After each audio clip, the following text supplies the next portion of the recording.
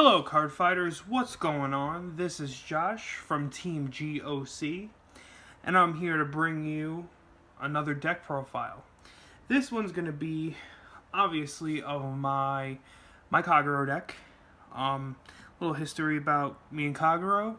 This is my first deck. Started playing the game a little over 3 years ago.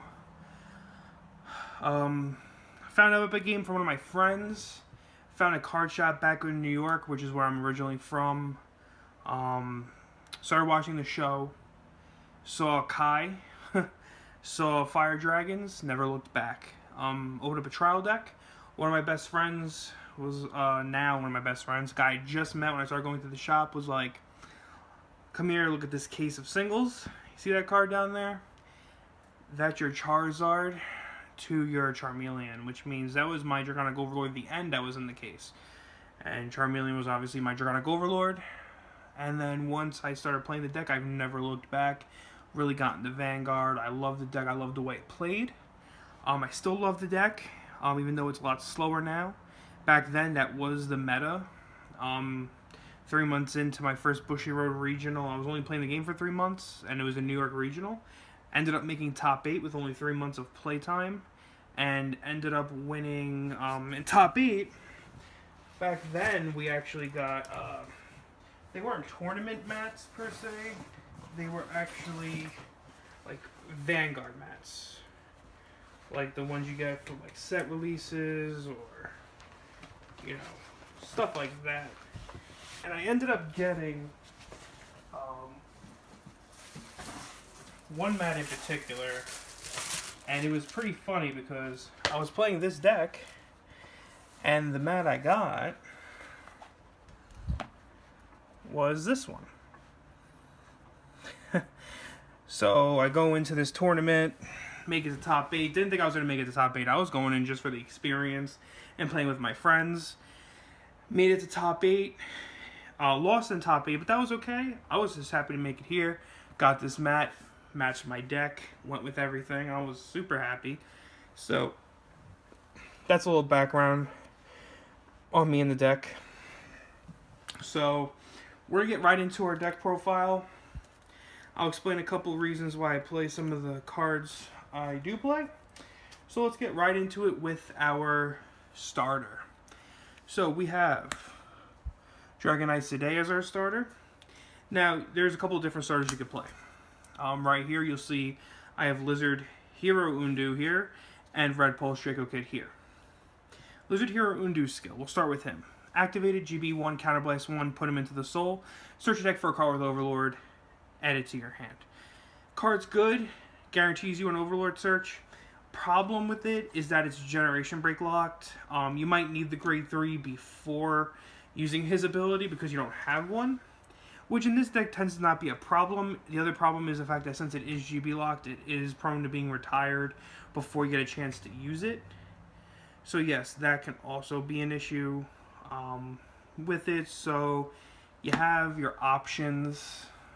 You can also, if you don't want to play this because you don't want to be Generation Break locked, Red Pulse Draco Kid's definitely a good second. His skill is activated, rear guard. Counterblast 1, put him into the soul.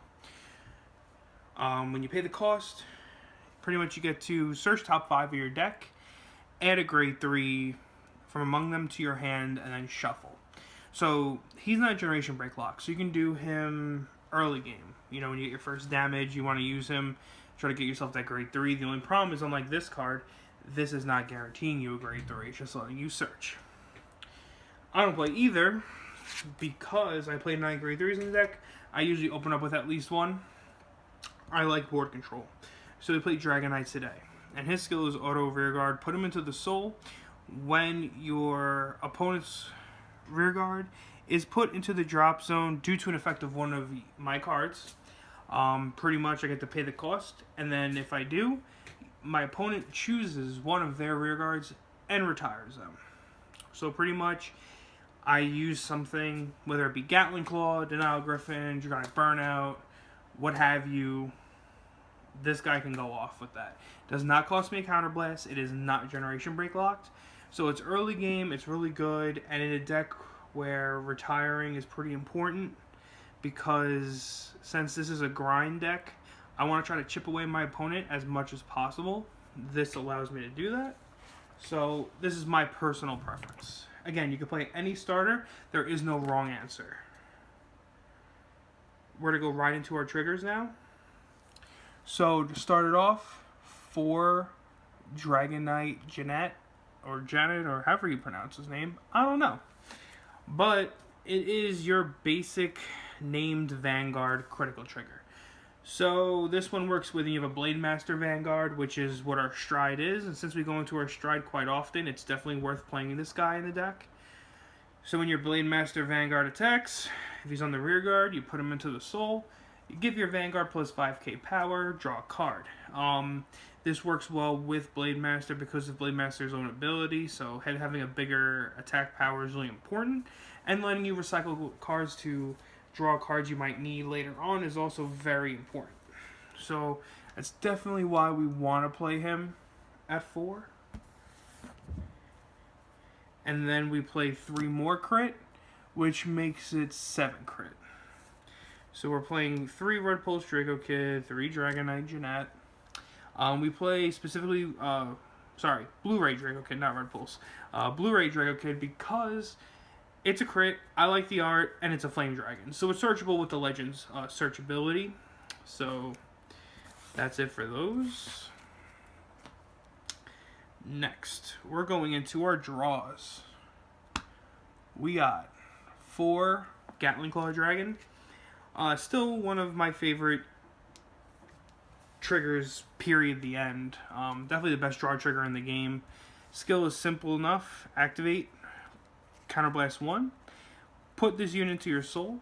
If you pay the cost, and you have a Kagero Vanguard, you get to retire one of your opponent's grade 0s. So in other words, you're retiring a pesky starter on your opponent's board.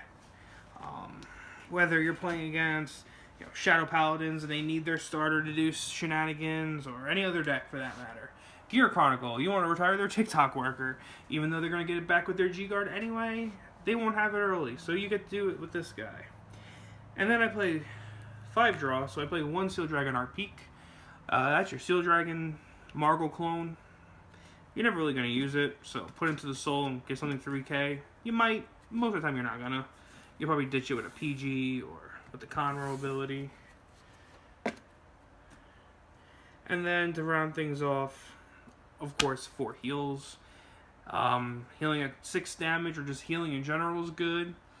Being able to Generation Guard in this deck is very good and very important. And it's a Flame Dragon, so it is searchable. On to the grade 1s. 4 Protect Orb Dragon. Our Generation PGs, our countercharging PGs, whatever you want to call them. They are Flame Dragons, so they are searchable with the Legend. And if there is another copy of it in the drop zone, when you use this guy to guard, choose a unit in your countercharge one of your damage. So, I like it in this deck because the deck can tend to be a little counterblast heavy. Not crazy, but it's enough that you definitely want to play this guy. The meta, as it stands, doesn't really need you to play old Perfect Guards anymore. You're not worrying about Dimension Police so much. You're not worrying about the mirror match because, to be honest, not a lot of people are playing this deck anymore.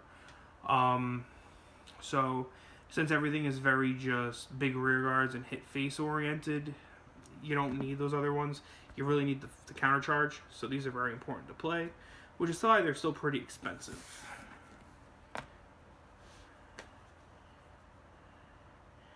Next, we play 4 of my favorite grade 1 in the deck.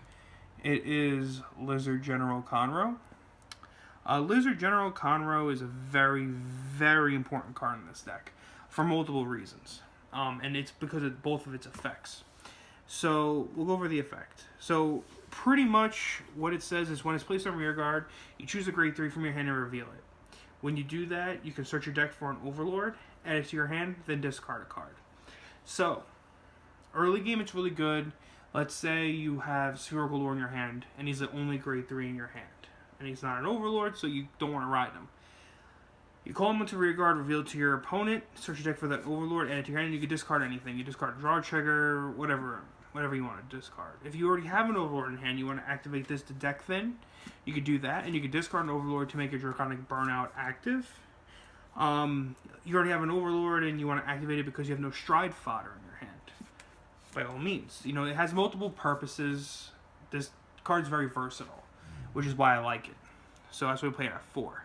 Its other ability is you can retire this unit and target your Overlord Vanguard, and whenever that unit attacks, you get the countercharge too. So for just killing this guy off, now my Overlord, whenever it attacks, will countercharge 2, and if it can restand that turn for whatever effect, so the Legend, the Ace, the Cross, Dote, you know, you can just activate and then you countercharge 4. So you're pretty much going to have open counterblast now. It's really, really good for that reason. That's why we play it at 4. I wouldn't play it at any less. It's a 7k body, so it's a good booster. It's just too good not to play at 4. You want to see it. So you're going to max it out. Speaking of things we play because we want to see them, we are playing 3 Lava Flow Dragon. Now, the reason we only play 3 is because we do play 9 grade 3s in the deck. Mind you, the reason we still play as many as we do because we play 9 grade 3s is because for our grade 3s, our grade 3 Vanguards or our Strides do tend to use our grade 3s to pay cost. The Legend uses a grade 3 to pay cost. Ace uses a grade 3 to pay cost. The Cross and Dote both use a grade 3 to pay cost from hand. So you're already discarding a grade 3 for their cost. You don't want to have to discard a grade 3 for striding to make their costs not be able to activate. So we still play the stride fodder for that reason, because I'd rather use him to stride than use the grade 3s in my hand to pay for my costs. So we want to see it, we'll play it at 3. And then we play 3 Lizard Soldier Belloc. Personally, I really love this card. You could play Calamity Tower. You could play whatever other card you really want in its place. I still like this card because it's a pretty decently easy retire. It doesn't cost you any counterblast.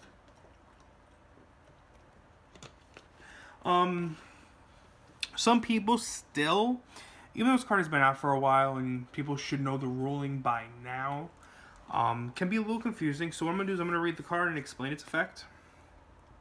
So when this unit is placed on Guardian, it's Generation Break 1 auto.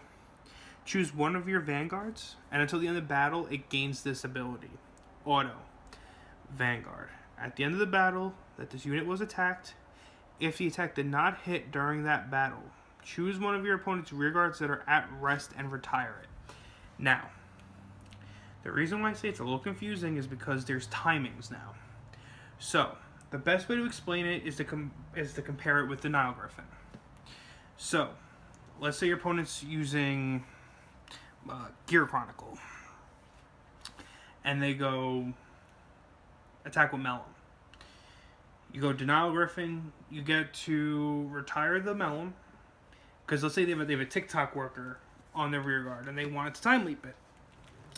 Well, now they're not able to actually time leap the card, because you do kill it during the battle, and Mellum doesn't activate until at the end of battle, or to say TikTok doesn't activate it until the end of battle. So now Mellum is retired. They still get to search their grade 0 out, but they're not time leaping into another attack. So that's good. The way this guy is worded, things don't happen until the end of the battle, so it goes by player priority now. And so you go guard with this guy, whatever other cards you have to guard from your hand, because unlike Denial Griffin, where Denial Griffin doesn't care how big a thing is, it just retires the thing that's attacking, this guy calculates after the guard step, so the attack can't hit. You have to be able to guard it for enough. And when you do, they still get to time leap the Mellum with TikTok, because it's player preference. So since they're turn player, they get to activate their abilities first. So they go activate Mellum, time leap. Mellum will also get to call it to 0, but When that happens, his skill now goes off. So you get to retire the grade 0 Melon Superior calls because it's at rest. So if they time loop TikTok into History Maker and they call the Water out because they think they're going to go Water, no. You can retire the Water now with this guy so they don't have the target to time loop with History Maker. So really, depending on which you use, whether it's the G Guard or this guy's, on a couple things. One, depends on if you have the heal trigger in hand or this guy in hand. Two, it depends on your counterblast situation. Three, depends on which thing you want to kill and what matchup you're going up against. The Gear Chronicle matchup was just a common interaction that a lot of people do tend to get wrong sometimes with this guy. I just wanted to go over that and explain it. Which is why we play this at 3, because I like to retire.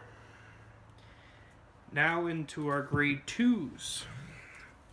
For our grade 2s, we are playing 4 Emperor Dragon Knight Nahalem.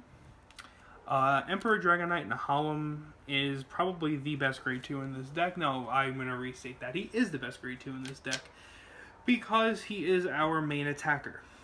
So, Duration Break 1, during your turn, if you have an Overlord Vanguard, he becomes an 11k attacker. So as long as I'm at GB1, he's 11k on my turn. And his other skill is Auto.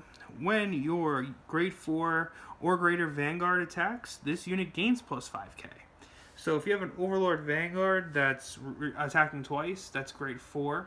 So your Legend, when his ability is active, or the Ace, he's a 21k attacker on his own. No boost, no triggers. So, and since this deck doesn't really tend to have a lot of boosters because you use your grade 1s to pay costs, Conroe, you retire it for the counter charge, and Bellog, you're using it from hand to guard to be able to retire things. Your Stride Fodder using the Stride, and your Perfect Guard using the Perfect Guard. You're very rarely going to have the back row. So this guy is very important because at least he can be 21 on his own without boost. Put triggers on him, he's big. He's bigger than some cards that have a booster. So we play 4 of that. Next up, we're playing 3 Dragonic Burnout. Dragonic Burnout is still a pretty good card. Not as good as he was, unfortunately. And I say that because, I really like this card. He's still usable. Still is comes in handy. His skill is pretty simple. Is when this unit is placed on rear guard, if you have an Overlord in your Vanguard, if you have an Overlord in your drop zone, put it to the bottom of your deck. If you do that, you can pay the cost of Soul Blasting 1, and then choosing one of your opponent's rear guards and retiring it. So, it's not Generation Break locked, so you can do it early game. Which is pretty important, because Conroe can let you discard an Overlord from your hand after searching one from your deck, so he can become active pretty early game.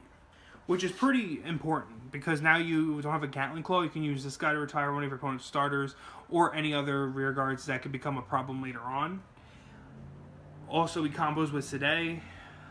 It's just a very all-around good card. We used to play 4 in the deck until when we got new support. The reason why we only play 3 now is because it can counteract with Defeat Flare, because Defeat Flare also puts Overlord from the drop zone back into the deck. It's not as big of a problem, which is why we still play 3, because we do tend to pay a lot of cost with our Overlords, so they'll always be in the drop zone. And then these will let you recycle them back into the deck, because sometimes that's important. So we play 3 of that. And then lastly, I play 3 Dragon Knight Nadim. This is my choice of grade 2 in the deck. Some people play Burning Horn Dragon, obviously your Overlord 12k attacker. Or some of them are going to play Berserk Dragon, which is 2 counterblast heavy for me in this deck. Or they play like Berserk Lord Dragon, which is when you're grade 4 or greater Vanguard attacks, you get to counterblast 1 and then retire a thing, which is still really good. But again, in a deck that counterblasts a lot already, I don't want to play that. Or they play Draconic Neoflame, which is good, but then it becomes a vanilla after it's unplaced, and I just don't like that. I like having a card that's going to do something all the time. Which brings us to Dragon Knight Nadim. So, Dragon Knight Nadim's skill is Auto Vanguard Rearguard Blaze. The Blaze ability pretty much just states at the beginning of your attack step, if you have more rearguards than your opponent, your Vanguard becomes blazing. So, his other ability is Auto Rearguard. When this unit attacks a Vanguard, and if my Vanguard is blazing, he gains 2,000. So he becomes an 11k attacker. And like I was saying before, how it's important to have units that can hit opponent's Vanguard without booster, this guy does just that. He is an 11k attacker on his own, so he's going to hit all 11k Vanguards. And he has another ability, which is Auto Rearguard Generation Break 1. When this unit attack hits a Vanguard, Counter Charge 1. So now it's letting me have Counter Charge on hit pressure. So it's a better Bellicosity Dragon. If you don't know who Bellicosity is, that was the old school back in the day on hit Counter Charge. Or flip up a copy, flip up a damage face up. So he's really good because being in Blaze in this deck is pretty easy, like all the time. Because you're always retiring things. So this guy's really good 3 of. Early game, if you put like a 5k, a 6k or 7k behind him, he's always hitting like the right guard range. It's just really good. It's a really good card to have in the deck. That's why I play him at 3. And that's it for our grade 2. So we play 10 of those bad boys. Now on to our grade 3 units. And are in this deck some of the main units. We play 2 Dragonic Overlord the Legend. Dragonic Overlord the Legend, to me, is pretty okay. He's not great, he's not bad. He's definitely like in the middle. People love him or they hate him. I'm like so-so with him. So that's why I only play 2. So just to explain why, we'll go over his skill. So his own right ability, will go with first. So auto, counterblast 1, soul blast 1.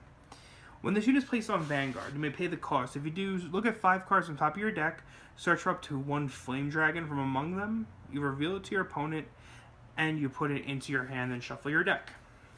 So this is what I was talking about before. With all the cards in my deck that are Flame Dragon, we play a decent amount of the deck as Flame Dragon. All my triggers are Flame Dragon. Most of my grade 1s are Flame Dragon. Well, not most of them. My Stride Fodder, my Perfect Guards, the ones that really are important. I wish Conroe was a Flame Dragon. That would be awesome. The grade 2s, everything there is, well, the only grade 2 that's actually Flame Dragon in this deck is Burnout, which is fine with me. And then all my grade 3s are Flame Dragon. So a lot of the important pieces in my deck are Flame Dragon, which is what you're going to add to hand. So we play it for that skill. And its other skill, which is GB2, Counterblast 1. Choose a grade 3 Flame Dragon from your hand, discard it, and then he gains the ability of, he gains plus 15,000 power, plus 1 grade, plus 1 drive check. So now you are pretty much have a stride. So your Nahalims are active, Spherical Lord's active. You get to just hit with a big number without actually having 2 stride. You do have to be a GB2, but that's pretty easy to get. And then its other ability is once per turn, choose 3 cards from your hand and discard them. At the end of the battle, this unit attacked a rear guard. You get to pay the cost. If you do, stand this unit. So you get to attack twice without losing your triple drive. The only downside that I see is you have to attack a rear guard. So I'm not getting the Vanguard pressure that I want in a meta where everything is going so fast, which is why I say he's okay. I don't mind the dropping 3 cards from hand because I keep my triple drive. You know, it's really not a big deal, but that's why I'm playing my 2 is because he's not really hitting for face as hard as I want him to. He doesn't gain extra power other than the fact that he becomes a stride, nothing like that. So 2 of is enough. And then we play 3 Dragonic Overlord the Cross. We play 3 at the Cross and 3 Dragonic Overlord the End, the guy that's on the mat. This stuff, I mean, it's old enough, you guys should know what it does, but I will go over it. So the Cross legions with the End. So pay the cost for Legion. His skill is when you Legion, search your deck for a copy of either one. So you're searching for either the cross or you're searching for a copy of the end. Which is important because his skill is counterblast 1 and choose a copy of himself. Discard it when the attack does not hit. Pay the cost. And if you do, you get to retire 2 of your opponent's rear guards. His skill is when this unit attacks anything, if it hits, counterblast 2, drop a copy of himself, and restand. So you have pressure with either one of these cards. In the current meta where we're at, this is definitely not as scary as it used to be. Because G guards are now a thing. Dismal specifically is a thing if you're going to attack their rear guards. I think you're going to get around their G perfect guards. G guards just kind of stop that real quick. It's just you're not hitting high enough numbers and you're not really doing anything. But I say that, but late game, this can come in very handy because your opponent won't have as many cards. They might have G-guarded all their cards away or don't have the heal. They only have the perfect guard that can attack their guard their vanguard. So they might have to let this go through. So this does come in handy. For me specifically, against like Angel Feather players, if they're still out there, this is pretty good matchup for it. And just letting you Legion heals back into your deck and crits are sometimes very important. So that's why we still play it this way. And I like it because it's the on-hit pressure of still going to Vanguard. I can just keep attacking their Vanguard. So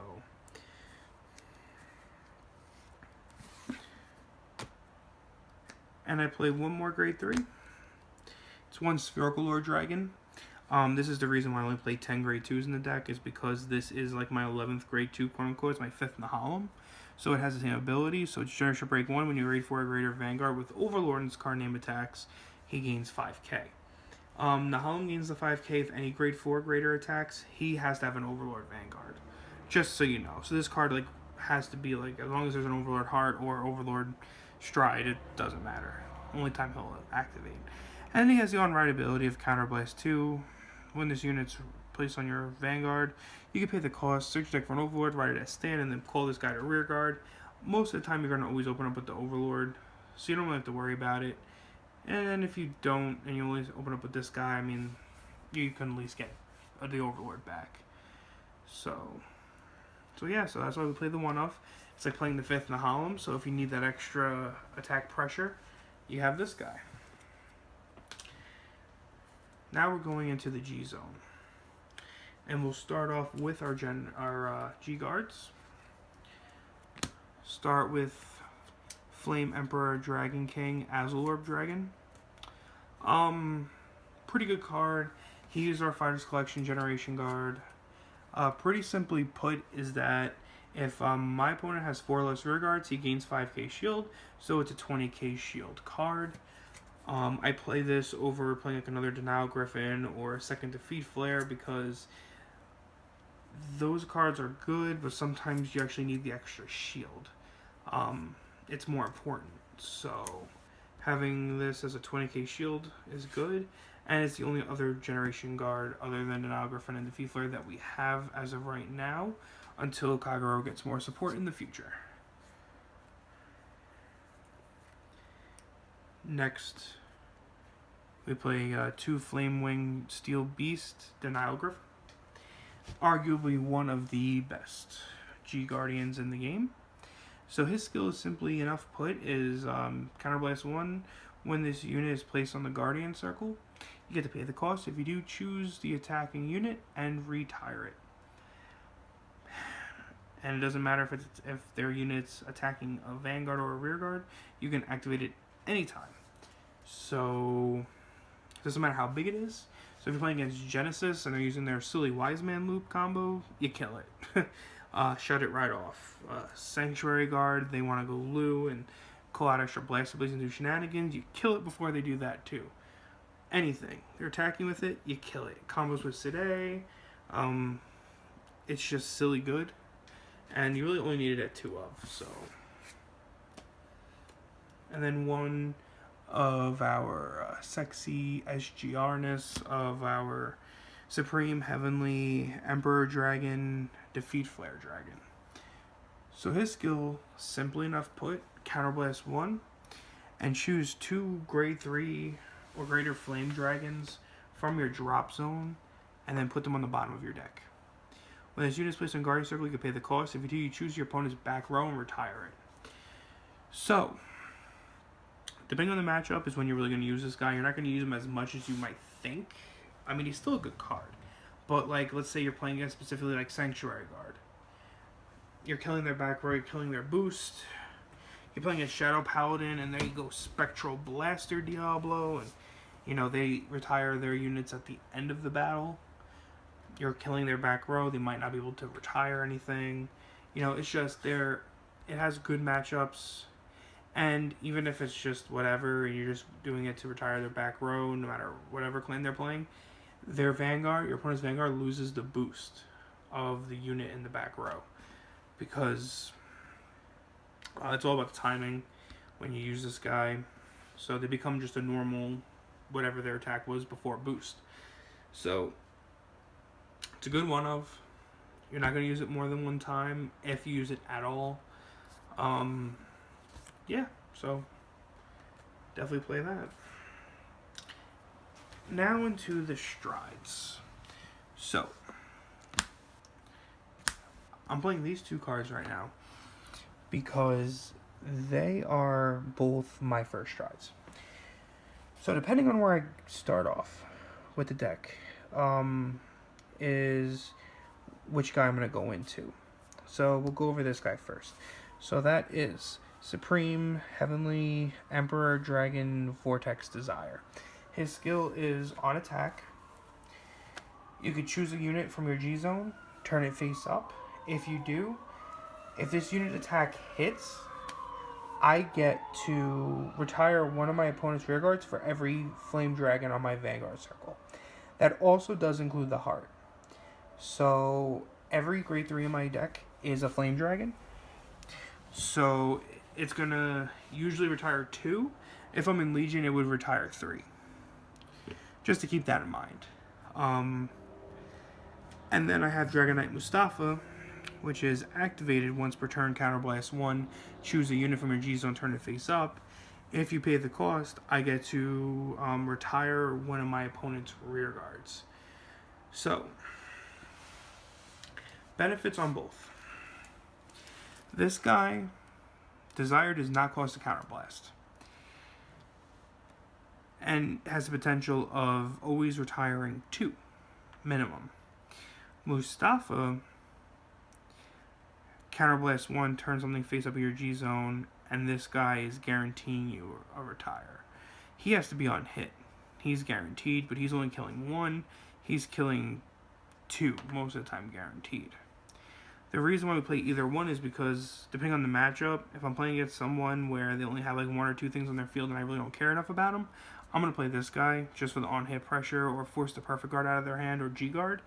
This guy I'll play because if I'm playing against a matchup and I know they're playing something that they need cards, specifically like, let's say we're talking about Gear Chronicle again, and they need stuff on the board, I'm going to use this guy to kill their TikTok or whatever it is, and then I can use Today, and they have to target another thing to kill. So I'm still killing 2, potentially, if I still have Today on the board.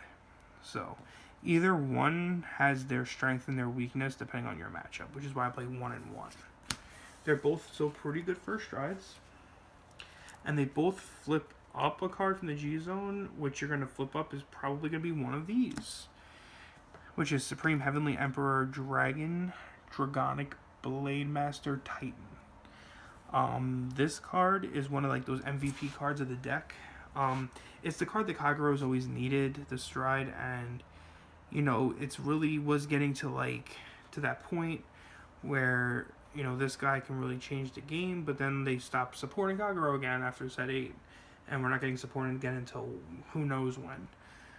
But pretty much his skill is it's stride, it's got the blaze ability, and its skill pretty much is a Generation Break 2, once per turn, Counterblast 1, choose a unit from your G zone, turn it face up, and then when you pay the cost, for every face-up copy of himself in the G zone, target one of your opponent's rear guards, retire it.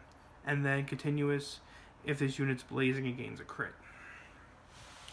So you use Mustafa or Vortex Desire to flip up one of these guys, and then you use his skill to flip up another copy of himself or anything else, depending on how many rear guards they have on the board at the time. And then you can retire 2 to 3, depending on which turn you use it, and you're getting a crit. I mean, most of the time you're going to have more units than your opponent. And then you can put your crit triggers on the board and beef him up, and he's going to have the extra power plus the crit. It's just so good. It's such a solid card. And he's guaranteed you need to play him at 4 of in any Kagero deck ever. Since he doesn't require a Blade Master Heart, he's too good not to play. So you gotta play him at 4 of. He makes decks work. Like, there's another build that I'm gonna be going with, which, spoiler alert, it's gonna be Dauntless Legend. People used to play it, and it was slow when they first started doing it. But now that Titan's out and we have other strides, he makes the deck actually pretty viable, because now you have early game pressure to hit your opponent hard, and then you can finish them off with your break ride combo. But when I build the deck, we'll go over that deck profile a little bit, so getting ahead of myself. So for that, 4 of like what I consider like my true finisher in the deck is Supreme Heavenly Emperor Dragon Draconic Overlord the Ace. No idea what's going on outside right now, but okay. It's a stride, so stride ability, it's activated, counterblast 2, and choose a copy of himself, turn it face up. If you pay the cost, until the end of the turn, this unit gets -1 drive check. And it gains the ability auto once per turn. Choose a card from your hand and discard it. Choose a Overlord from your hand and discard it. And at the end of the battle, this unit attacked a Vanguard. If you pay the cost, you can stand this unit and it gains 5k. I like this unit over the Legend purely because I get to attack my opponent's Vanguard twice. I don't have to attack a rear guard to restand. It doesn't have to hit. It just has to attack, and I have to pay the cost. Simple enough. I'm going to their face twice. If I have 1 or 2 Nahams on the board and a Spherical Lord Dragon on the board, I'm having 21k attackers without boosts, without triggers. He's 26k the first attack, and then 31 the second. So they're at 4 damage. You're forcing all their cards out of their hand to live that turn, or they're dying. So we play him at 4 because we have enough counter charge in the deck to be able to play him at 4, and he's just too good not to. Just another thing out there, he does not require an Overlord Heart, so another reason why the Dauntless Legend deck will work is because of this guy too. He gives you restanding power without having to be an Overlord Vanguard, so you can play him in any Kagero deck as long as you have the Overlord in hand to discard. So you still have to play Overlords in the deck, but it doesn't require the Overlord Heart. So 4 of that, and then 2 of our Transcendence Divine Dragon Novel Vagal Express. This card is still a pretty good card, not as scary as he was, unfortunately. He definitely was more of a threat before Generation Guards were, I don't want to say invented, but like introduced into the game. You know, his skill is still decently scary enough. It's Counterblast 1 and choose a copy of himself, turn it face up, and then it gains the ability Continuous. Your opponent, when he attacks, your opponent cannot guard with grade 1s. So no perfect guards, and no other grade 1 units that they might have that can maybe make big shield, who knows, from hand. And then it gains the ability, it also has Continuous Vanguard, during your turn, your opponent's triggers are negated if they're at 5 damage. And that's continuous. So let's say your opponent's at 2 damage, and you have this guy as your Vanguard, and they go no guard, and you manage to triple crit them. 2 to 5, their triggers activate. 5 to 6, their trigger is nullified still, because it's continuous. So no matter what, As long as you put them to 5, their triggers will not activate after that. So, I mean, this guy's come in clutch for me quite a few times. Even in, like, what was it? Which regional was it? I think it was in Chicago. 3 of my games, just recently, I used this guy, and they finished 3 of my games. Because I used all my other strides to dwindle my opponent down, they somehow survive. They only have like 2-3 cards in hand, no generation guards, no perfect guards. This guy comes out, they're at 5 damage, and I go attack, and they go no guard, and I just put the hand out, and I go shake my hand, guy, because you can't heal, you can't nothing. It's pretty funny, so he's still decent enough to play at 2. You just don't want to play him at anything more than that, because he's not going to be as good as my other strides. So, we play 2. And that's it for the deck. So, that's my overlords. Like I said, I've played the deck since I can remember, since I started playing the game. And where I see it going, if it gets more support, I'm hoping it's going to come back into the meta. It doesn't have to be number 1 again, but it has to be up there, you know. I don't think Bushiroad will ever let it die, per se, but they haven't done anything for it, really, except for the Legend deck, so... I suggest to anybody that wants to play the deck, they could play it. It's still going to put up a good fight with a lot of decks. It's good against Gear Chronicle. It's good against Link Joker. Very specifically, it's really good against Link Joker because of the restanding Vanguard. We don't care about our rear guards being locked. We care more about our Vanguard attacking multiple times, so we have that ability. So we can put on the pressure. So that's the end of my deck profile. Please, if you haven't already, subscribe to our team. You can also look for our Facebook page at Team GOC Games. We'll be putting updates there. Look forward to this weekend. We should be putting out some fight videos. We're also going to be putting out our intro video, which is going to just show our actual faces. So you get to see a face to the voice. And we're going to discuss where we want our team to go, where we want our YouTube channel to go, and just see where we go from there. So guys, card fighters, hope you enjoyed. Like, subscribe, and have a good one. Remember, stand up, Vanguard.